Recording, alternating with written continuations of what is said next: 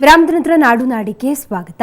ಮಂಡ್ಯ ಜಿಲ್ಲೆ ನಾಗಮಂಗಲ ತಾಲೂಕಿನ ಸುತ್ತಮುತ್ತಲಿನ ಜನರನ್ನ ಆತಂಕಗೊಳಿಸಿದ್ದ ಚಿರತೆ ಕೊನೆಗೂ ಸೆರೆ ಸಿಕ್ಕಿದೆ.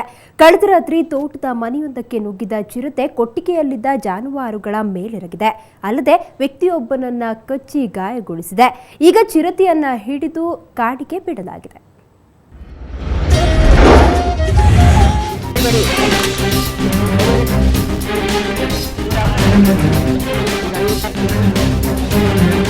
ನಾಗಮಂಗಲ ತಾಲೂಕಿನ ಕೆಂದನಹಳ್ಳಿ ಗ್ರಾಮಸ್ಥರ ನಿದ್ದೆ ಕೆಡಿಸಿದ್ದ ಚಿರತೆ ಕೊನೆಗೂ ಸೆರೆಯಾಗಿದೆ. ಕಳೆದ ರಾತ್ರಿ ಗೋವಿಂದಯ್ಯ ಎಂಬುವರ ತೋಟದ ಮನೆಗೆ ನುಗ್ಗಿದ ಚಿರತೆ ಕೊಟ್ಟಿಗೆಯಲ್ಲಿದ್ದ ಜಾನುವಾರುಗಳ ಮೇಲೆ ದಾಳಿ ನಡೆಸಿತ್ತು.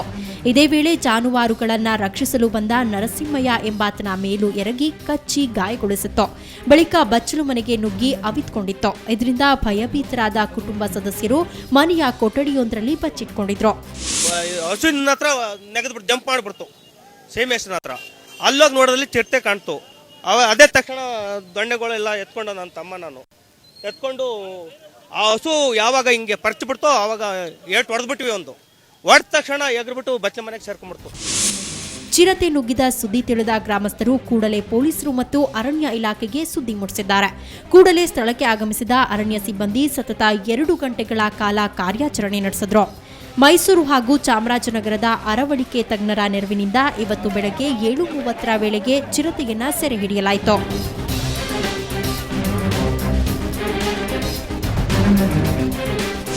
ಮೇಲೆ ಹತ್ತಿ ಇಳಿದು ನೋಡಿದ್ರೂ ಅದು ಪಕ್ಕದಲ್ಲಿ ಬಿದ್ದಿತ್ತು ಒಂದು ಸೈಡಲ್ಲಿ. ಆಮೇಲೆ ಅದು ಇನ್ನೂ ಕಂಪ್ಲೀಟ್ ಮೂರ್ಛೆ ಆಗಿರಲಿಲ್ಲ. ಅದು ಇನ್ನೂ ಅದು ಇದಿತ್ತು. ಅದಕ್ಕೆ ಒಂದು 2-3 ಸಾರಿ ಅದಕ್ಕೆ ಮತ್ತೆ ಇಂಜೆಕ್ಷನ್ ಕೊಟ್ಟು ಅದನ್ನು ಸ್ವಲ್ಪ ಮೂರ್ಛೆ ಬಂದಂಗೆ ಮಾಡಿ ಆಮೇಲೆ ಬಲೆ ಹಾಕಿ ಎಲ್ಲ ಈ ಕಾರ್ಯಾಚರಣೆ ಮಾಡಿ ಸೆರೆ ಸಿಕ್ಕ ಚಿರತೆಯನ್ನ ಸುರಕ್ಷಿತವಾಗಿ ಕಾಡಿಗೆ ಬಿಡಲಾಯಿತು. ಭಯಭೀತರಾಗಿದ್ದ ಗ್ರಾಮಸ್ಥರು ನಿಟ್ಟುಸಿರು ಬಿಟ್ರು. ಸೋಮಶೇಖರ್, ಸುವರ್ಣ ನ್ಯೂಸ್ 24/7 ಮಂಡ್ಯ.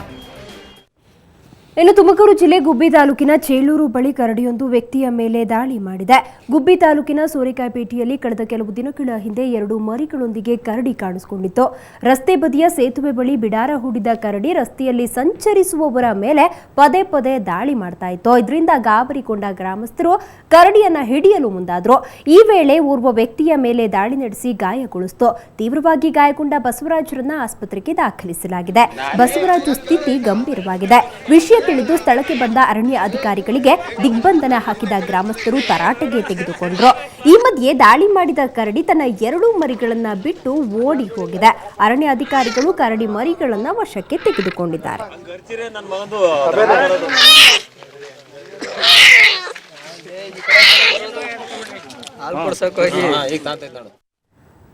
ಗಣಪತಿ ಮೂರ್ತಿ ಹಾಲು ಕುಡಿಯಿತು, ಸಾಯಿಬಾಬಾ ಫೋಟೋದಿಂದ ವಿಭೂತಿ ಬರ್ತಿದೆ ಅನ್ನೋ ಅನೇಕ ಸುದ್ದಿಗಳನ್ನ ಕೇಳಿದ್ದೀರಿ. ಈಗ ಬೀದರ್ ಜಿಲ್ಲೆಯಲ್ಲಿ ಬೇವಿನ ಮರದಿಂದ ಬಿಳಿ ಬಣ್ಣದ ದ್ರವ ಸುರಿತಿದೆ. ಬೀದರ್ ಜಿಲ್ಲೆಯ ಬಾಲ್ಕಿ ತಾಲೂಕಿನ ಕುಂಟೆಸಿರ್ಸಿ ಗ್ರಾಮದ ಹೊಲದಲ್ಲಿರೋ ಬೇವಿನ ಮರದಲ್ಲಿ ಬಿಳಿ ದ್ರವ ಸುರಿತಾ ಇದೆ. ಇದನ್ನು ನೋಡೋಕೆ ಊರಿನ ಜನ ತಂಡೋಪತಂಡವಾಗಿ ಬರ್ತಿದ್ದಾರೆ. ಬೇವಿನ ಮರಕ್ಕೆ ಸೀರೆ ಉಡಿಸಿ ಪೂಜೆ ಕೂಡ ಸಲ್ಲಿಸಿದ್ದಾರೆ. ಅಷ್ಟೇ ಅಲ್ಲ, ಇದೆಲ್ಲ ಅಂಬಾಭವಾನಿ ಮಾತೆಯ ಪವಾಡ ಅಂತಿದ್ದಾರೆ ಗ್ರಾಮಸ್ಥರು. ಇನ್ನು ಬೇವಿನ ಮರವನ್ನ ನೋಡೋಕೆ ಬಂದ 2 ಮಹಿಳೆಯರು ಹೇಗೋ ಮಾತಾಡೋಕೆ ಶುರು ಮಾಡಿದ್ರು. ಅಲ್ಲಿದ್ದವರೆಲ್ಲ ಇವರ ಮೈ ಮೇಲೆ ದೇವರು ಬಂದಿದೆ ಅಂದ್ರು. ಇಲ್ಲಿ ದೇವಸ್ಥಾನ ನಿರ್ಮಿಸಬೇಕು ಅಂದ್ರು. ಒಟ್ನಲ್ಲಿ ಜನ ಮರಳು ಜಾತ್ರೆ ಮರಳು ಅನ್ನುವಂತಾಯ್ತು ಈ ಬೇವಿನ ಮರದ ಕತೆ.